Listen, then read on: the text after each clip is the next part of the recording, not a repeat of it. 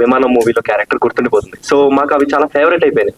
So మీకు అంటే మీ characters లో మీ ఫేవరెట్ ఏది, మీకు బాగా ఇంకా ఆ టైప్ ఆఫ్ క్యారెక్టర్స్ వస్తే మళ్ళీ మళ్ళీ చేస్తా అనిపించే క్యారెక్టర్ నాకు నచ్చితేనే చేస్తాం.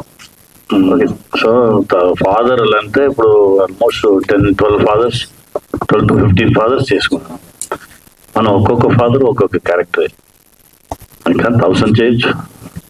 అన్ని ఫాదర్స్, అన్ని పెయిన్ తో, అన్ని వెరైటీ ఆఫ్ ఫాదర్స్ ఉన్నారు, మనం చేసుకునే ఉండొచ్చు.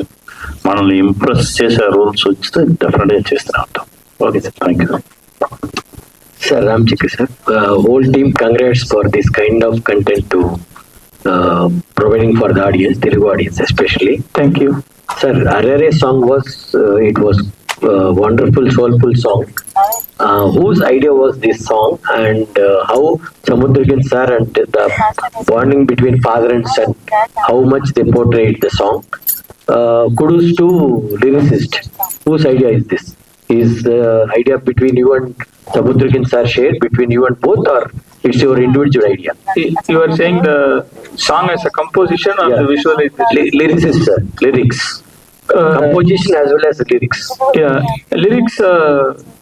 I think it was mostly discussed with the music director, because I told that it should reflect the philosophy of which before this comes before he gets into some form of pressure or debts or the societal. He's a very innocent person in the beginning, and the society only forces him to change or at that point in life you are just living your life to be happy.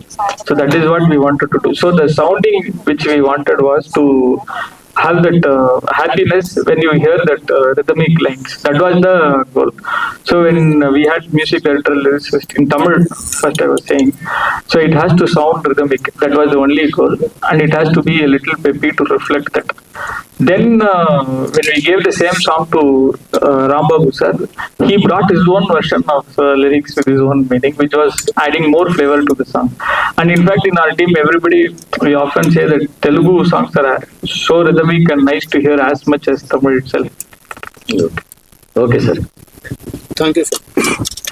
సముద్ర Ganesh. Yes sir. First of all congrats sir. మీరు ఏ పాత్ర నటించినా ఆ పాత్రను చూస్తూ ఉండిపోవాలనిపిస్తుంది. Okay sir, ఇది cinema out of question sir. అంటే మీరు ఒక ఇంటర్వ్యూ సందర్భంగా ఒక హీరో మీద కొన్ని వ్యాఖ్యలు చేశారు. ఆ వ్యాఖ్యలు ఎందుకు చేశారు ఏంటి అనేది చాలా మంది దాని గురించి చర్చించుకుంటున్నారు సార్. ఇంటర్వ్యూలోనా? ఇప్పుడు కాదు సార్, చెన్నైలో ఒక ఇంటర్వ్యూలో ఒక హీరో గురించి మీరు కొన్ని వ్యాఖ్యలు చేశారని చెప్పారు. అది కొన్ని న్యూస్ లో కూడా వచ్చింది, కొన్ని సోషల్ మీడియాలో కూడా వచ్చింది. అవును, అది నా బాధలు నాకు చెప్పింది విజయ్ తలపతి గారి గురించి. అవును, నా బాధ నా మైండ్ లో వచ్చింది, నన్ను మాట్లాడేది. వాడు రికార్డ్ చేశారు, నాకు తెలుసు. బిగినింగ్ చేయలేదు పాపం ఆ తమ్ముడు ఎండ్లో వచ్చి చేశారు. సరే, రికార్డ్ చేశారని చూసేసి మనం మాట్లాడడం స్టాప్ చేయమని కదా, మనం చెప్పేది చెప్పి ఫినిష్ చేసేసి తమ్ముడు నీకు హ్యాపీయా బయలుదేరని చెప్పి పంపించాను. బట్ అది నా చెప్పింది, నా మైండ్ లో ఉన్నది నాకు చెప్పింది. అతని కోసం ఫస్ట్ వాయిస్ ఇచ్చింది నేనే. అదే నాకు పెయిన్, ఆ పెయిన్ నా చెప్పింది అది. Okay, thank you. అందరికీ నమస్కారం. Thank you.